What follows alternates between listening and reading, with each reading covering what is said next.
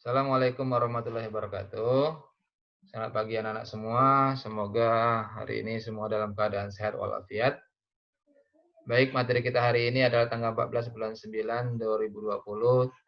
Bapak akan mengulas tentang flowchart kembali, kemudian pseudocode dan simbol dari flowchart. 3 materi ini saja, ya.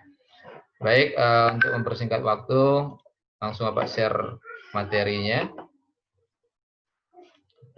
Ya, ini materinya seperti ini.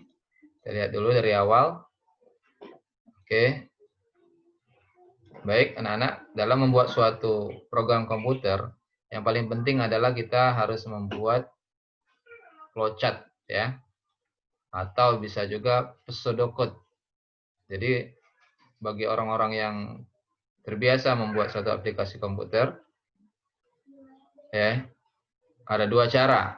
Sebelum diterjemahkan ke dalam bahasa komputer, dilakukan dengan pseudocode atau flowchart. Ini simbol flowchart seperti ini. Ya, kemarin Bapak lihat beberapa tugas yang kalian buat, simbol-simbol flowchart yang dibuat itu banyak yang salah.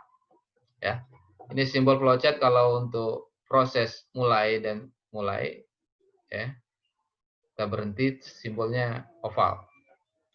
Kemudian untuk proses atau menjalankan perintah, ya, ini berbentuk persegi panjang. Prosesnya artinya adalah perhitungan-perhitungan di sini terjadi. Kemudian untuk keputusan atau membuat sebuah keputusan atau pilihan, ya, ini gunakan simbol belah ketupat. Ini keputusan, pertanyaan.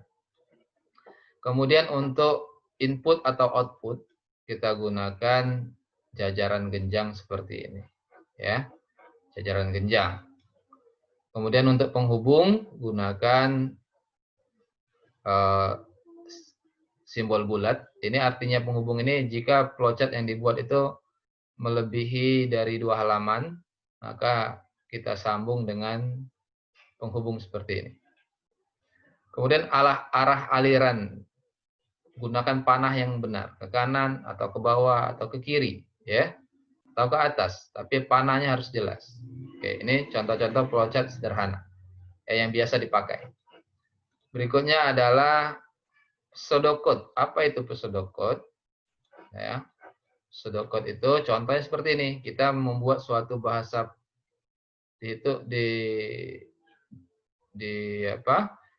kita membuat suatu program untuk menghitung berat badan ideal. Nah, ini ya, di mana program itu memberikan input tinggi badan dan berat badan dan menggunakan rumus body mass index. Bagaimana cara membuat pseudocode-nya? Nah, ini langkah-langkahnya. Pertama, output. Nah, kalau pseudocode ini sudah bukan simbol lagi, sudah mengarah kepada perintah-perintah, ya. Output, masukkan tinggi badan Anda. Kenapa ini berupa output?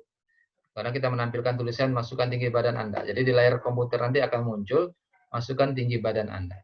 Kemudian input, pengguna memasukkan tinggi badan, itu input. Setelah pengguna masukkan tinggi badan, tersimpan di dalam variabel tinggi badan. Ya. Berikutnya adalah output, masukkan berat badan Anda. Kemudian ini akan menampilkan masukkan berat badan. Input, pengguna masukkan berat badan. Store, simpan berat badan di dalam variabel berat badan.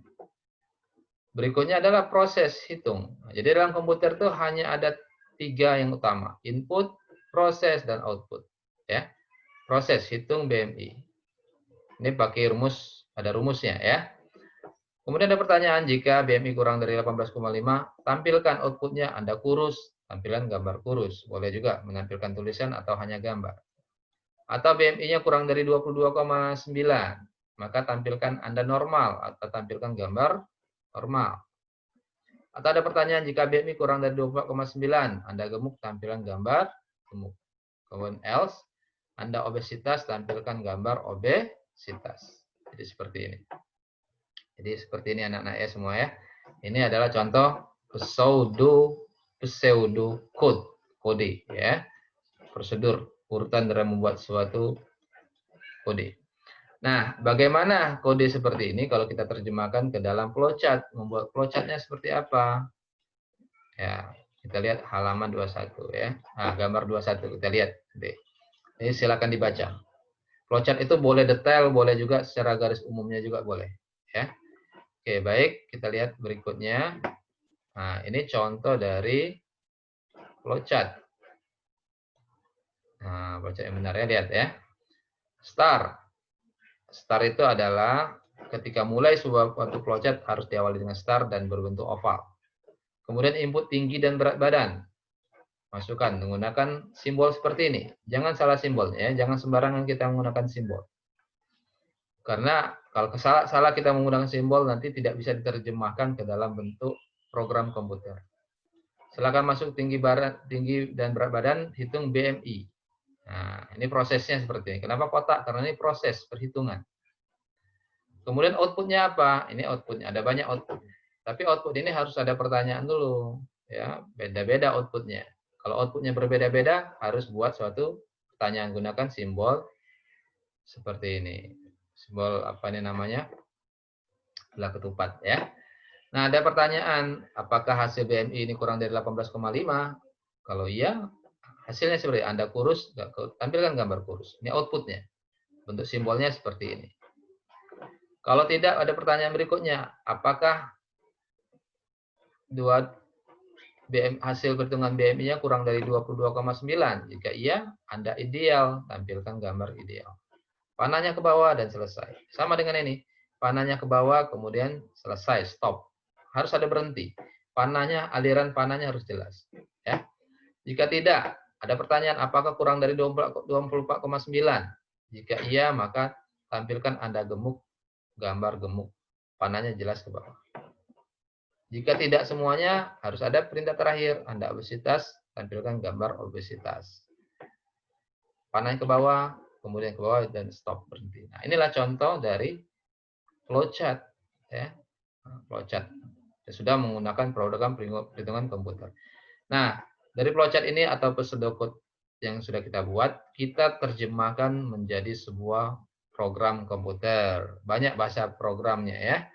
Salah satu yang akan kita pelajari nanti menggunakan RoboMind. Nah, ini seperti ini.